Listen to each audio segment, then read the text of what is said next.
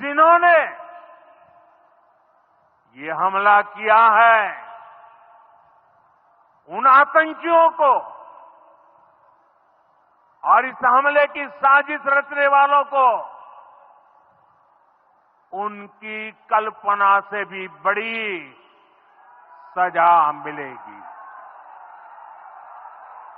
सजा मिलकर के रहेगी।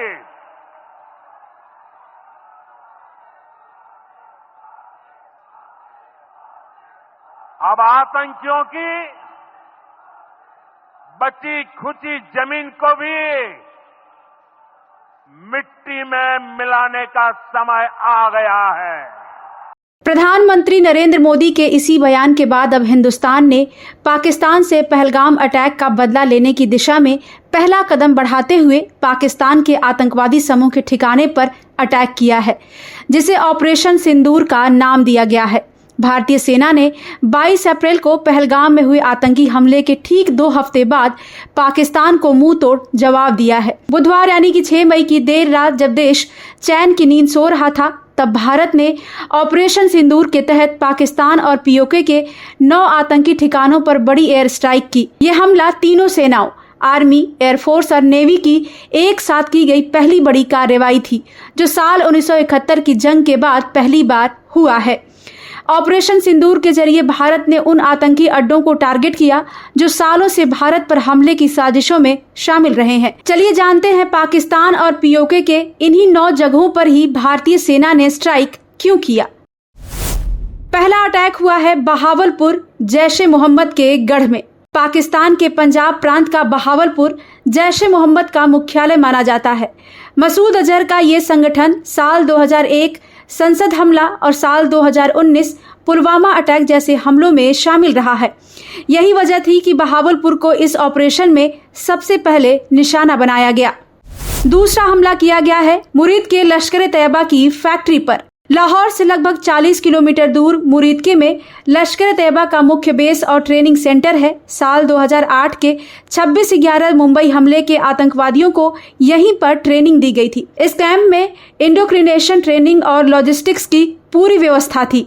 तीसरा अटैक हुआ है कोटली में, जो कि आत्मघाती हमलावरों की फैक्ट्री माना जाता है।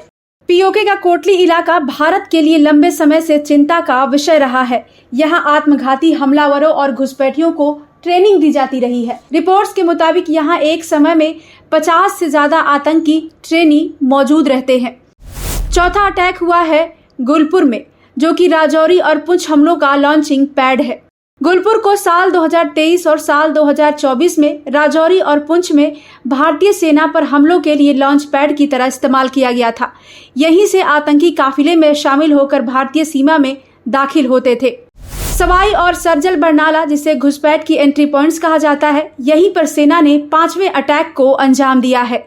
सवाई, सरजल और बरनाला जैसे लोकेशन आतंकियों की घुसपैठ के लिए फेमस है। यहाँ से आतंकी लाइन ऑफ कंट्रोल और इंटरनेशनल बॉर्डर के जरिए भारत में दाखिल होते हैं। यही वजह थी कि इन्हें भी ऑपरेशन सिंदूर में टारगेट किया गया। छठा अटैक हुआ है सियालकोट के महमूना में, जो कि हिजबुल का पुराना अड्डा है। महमूना कैंप सियालकोट के पास स्थित है और हिजबुल मुजाहिदीन का पुराना अड्डा रहा है। हालांकि इस संगठन की ताकत अब पहले जैसी नहीं रही, लेकिन यहाँ से अब भी कुछ एक्टिव ट्रेनिंग और सपोर्ट नेटवर्क चलते हैं। आइए आपको बताते हैं कि ऑपरेशन सिंदूर के तहत आतंकवादियों की कहां और किसकी कमर टूटी है। मार्कज सुभान अल्लाह बहावलपुर जैश ए मोहम्मद का ये आतंकी है। मार्कज तैयबा मुरीद के, जो कि लश्कर-ए-तैयबा का आतंकी है। सरजल तहरा कला, ये जैश ए मोहम्मद का आतंकी है। महमूना जोया सियालकोट, ये हिजबुल से कनेक्टेड है। मार्कज अहले हदीस बरनाला, ये लश्कर से कनेक्टेड है। मार्कज अब्बास कोटली जैश ए मोहम्मद, मास्कर रहील शाहिद कोटली हिजबुल, सवाई नाला कैंप मुजफ्फराबाद लश्कर, सैयदाना बिलाल कैंप मुजफ्फराबाद, जो कि जैश आतंकी संगठन का ठिकाना है। आपको बता दें कि पहलगाम में हुई 26 बेगुनाह भारतीयों की हत्या का बदला भारत ने ले लिया है। 6 और 7 मई की दरमियान रात में भारत के ऑपरेशन सिंदूर से पूरा पाकिस्तान हिल उठा है। भारत के हमले में लश्कर-ए-तैयबा, जैश-ए-मोहम्मद और हिजबुल मुजाहिदीन जैसे आतंकी संगठनों के हेडक्वार्टर को तबाह कर दिया गया है। 9 आतंकी ठिकानों पर हमला किया गया, जहां करीब 900 आतंकी मौजूद थे। सूत्रों के अनुसार ऑपरेशन सिंदूर नाम प्रधानमंत्री नरेंद्र मोदी ने चुना है।